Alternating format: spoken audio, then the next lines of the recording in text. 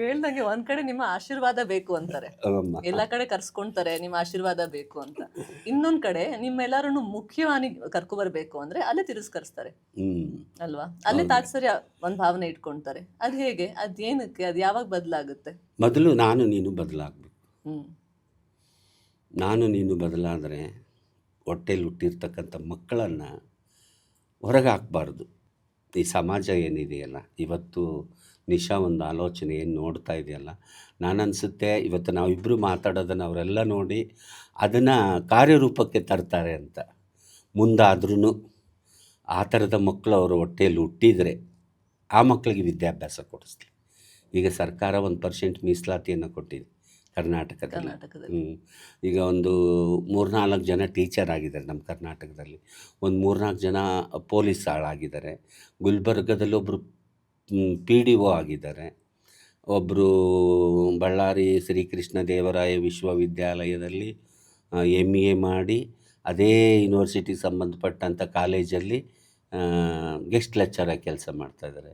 ಕೊಪ್ಪಳ ವಿಶ್ವವಿದ್ಯಾಲಯದಲ್ಲಿ ಒಬ್ಬರು PhD ಮಾಡಿದರು. ಹಿಂಗೆ ಅಂಥ ಮಕ್ಕಳನ್ನು, ಇದು ಸ್ವತಂತ್ರ ಭಾರತ, ನಾನು ನನ್ನಿಷ್ಟದಂತೆ ನೀನು ನಿನ್ನಿಷ್ಟದಂತೆ ಬದುಕುವ ಹಕ್ಕು ಎಲ್ಲರಿಗೂ ಇದೆ. ಹೆಣ್ಣು ಗಂಡಾಗೋದು ಸಹಜ, ಗಂಡು ಹೆಣ್ಣಾಗೋದು ಸಹಜ. ಇದು ಪ್ರಕೃತಿಯ ನಿಯಮ, ಯಾರ ಕೈಲೂ ಬದಲಾವಣೆ ಮಾಡೋಕ್ಕಾಗಲ್ಲ, ಯಾರ ಕೈಲೂ ಅದನ್ನು ಅಳಿಸಾಕೋಕ್ಕಾಗಲ್ಲ. ಅದಕ್ಕೋಸ್ಕರ ನಾನು ವೀಕ್ಷಕರಿಗೆ ಏನು ಹೇಳ್ತೀನಿ, ಅಂಥ ಮಗು ಏನಾದರೂ ಹುಟ್ಟಿದರೆ ಆ ಮಗುನ ಹೊರಗೆ ಹಾಕ್ಬಿಡ್ರಿ, ಆ ಮಗುಗೆ ಹಣ ಮಾಡಬೇಡ್ರಿ, ಅಂತಸ್ತು ಮಾಡಬೇಡ್ರಿ, ಐಶ್ವರ್ಯ ಮಾಡಬೇಡ್ರಿ, ಬಿಲ್ಡಿಂಗ್ ಕಟ್ಟಿಸ್ಕೊಡ್ಬೇಡ್ರಿ. ಆ ಮಕ್ಕಳಿಗೆ ವಿದ್ಯಾಭ್ಯಾಸವನ್ನು ಕೊಡಿಸ್ರಿ, ಆ ಮಕ್ಕಳಿಗೆ ವಿದ್ಯಾಭ್ಯಾಸವನ್ನು ಕೊಡಿಸ್ರಿ. ಆ ಮಕ್ಕಳನ್ನು ಮನೆಯಲ್ಲೇ ಇಟ್ಕೊಳ್ರಿ. ಅವ್ರ ಕಾಲ ಮೇಲೆ ಅವ್ರು ನಿಂತ್ಕೊಂಡು ನಿಮ್ಮ ಮನೆತನದ ಕೀರ್ತಿಯನ್ನು ಉನ್ನತ ಮಟ್ಟಕ್ಕೆ ತಗೊಂಡು ಹೋಗ್ತಾರೆ ಆ ಮಕ್ಕಳು. ಮೊದಲು ಮನೆಯವರೇ ಅಕ್ಸೆಪ್ಟ್ ಮಾಡ್ಕೊಂಡ್ಬಿಟ್ರೆ ಬೇರೆಯವ್ರ ಪ್ರಶ್ನೆನೇ ಬರಲ್ಲಮ್ಮ. ಇಲ್ಲಿ ಸರಿ, ಯಾವ ಸರ್ಕಾರದ ಪ್ರಶ್ನೆ ಬರಲ್ಲ, ಯಾವುದು ಏನು ಪ್ರಶ್ನೆನೇ ಬರಲ್ಲ. ನೀನು ಇರೋದು ಹಿಂಗೆ, ನಾನು ಅದನ್ನು ಒಪ್ಕೋಬೇಕು.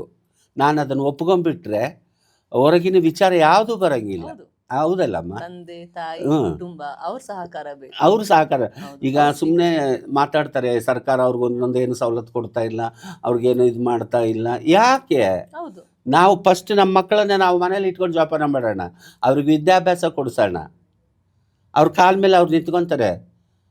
ಬದಲಾವಣೆ ಅಲ್ಲಿಂದನೇ ಶುರು ಆಗುತ್ತೆ. ಆ ಬದಲಾವಣೆ ಅಲ್ಲಿಂದನೇ ಶುರು ಆಗ್ಬೇಕು, ಅಲ್ಲಿಗೆ ಮುಗ್ದೋಗುತ್ತೆ. ಜವಾಬ್ದಾರಿ ನೀವು ಹೇಳ್ದಂಗೆ ನಮ್ಮೆಲ್ಲರ ಮೇಲಿದೆ, ಎಲ್ಲರ ಮೇಲಿದೆ. ಏನಂತ ಅಂದ್ರೆ ಸಮಾಜದಲ್ಲಮ್ಮ, ಬೇರೆಯವ್ರ ಮಗು ಅಂತ ಬಂದಾಗ ಎಲ್ಲಾರು ದೊಡ್ಡ ದೊಡ್ಡ ಮಾತಾಡ್ತಾರೆ.